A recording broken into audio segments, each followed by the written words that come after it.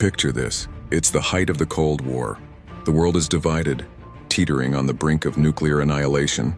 The two superpowers, the United States and the Soviet Union, are locked in a tense standoff, each side watching the other's every move. Spies are everywhere. Satellites crisscross the heavens and reconnaissance planes patrol the borders. You'd think that in an age of such intense scrutiny, it would be impossible to hide anything, let alone an entire military base. But you'd be wrong, because the Soviets had a secret. A chilling secret hidden in plain sight in one of the most desolate and unforgiving places on Earth, the Arctic. They built entire airfields out of nothing but ice and snow. These weren't just makeshift runways. We're talking about massive, sophisticated bases capable of hosting long-range strategic bombers, the very planes designed to carry nuclear weapons. They called them ice aerodromes. And for decades, the West had absolutely no idea they existed. How did they even do it? It sounds like something out of a James Bond movie. Soviet engineers became masters of cryogenics. They'd find a massive, stable ice flow, sometimes miles wide, drifting in the Arctic Ocean. Then the real work would begin. They would bulldoze the snow, level the surface, and then flood it with water layer by layer. The brutal Arctic temperatures, dropping to minus 50 degrees, would instantly freeze the water, creating a runway as hard as concrete. They built hangars, command posts, living quarters, and even power stations, all carved out of or built upon the ice. These floating fortresses were completely self-sufficient. They had everything needed to sustain a crew of hundreds of soldiers, pilots, and technicians for months on end. They were codenamed North Pole, followed by a number, North Pole 1, North Pole 2, and so on. They were mobile, constantly drifting with the Arctic ice pack, making them an impossible target to pin down. 1 month a base could be near Greenland. 6 months later, it could be closer to Alaska. Now here's where it gets truly terrifying. What were these bases for?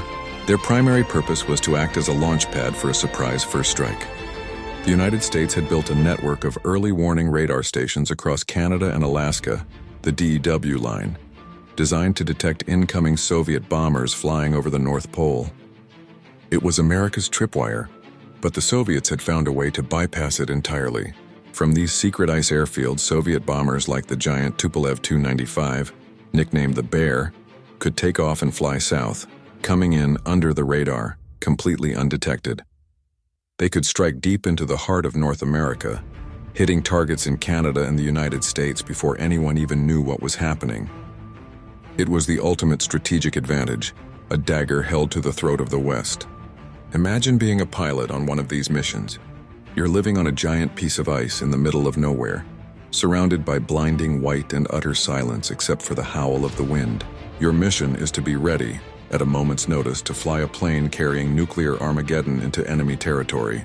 The psychological pressure must have been immense. Life was brutal. Storms could last for weeks, and the constant threat of the ice cracking beneath you was very real. In fact, some of these bases were abandoned precisely because the ice flow they were built on began to break apart. For decades, this incredible secret was kept under wraps. It wasn't until the fall of the Soviet Union, when archives were opened and old veterans began to talk, that the full story of these phantom Arctic airfields came to light. It's a chilling reminder of just how close we came to the edge during the Cold War, and of the incredible, almost unbelievable lengths each side was willing to go to gain an advantage. These ghost-like bases, that once held the power to start World War III, have now melted back into the ocean, vanishing as if they were never there, leaving behind only whispers and one of history's most audacious military secrets.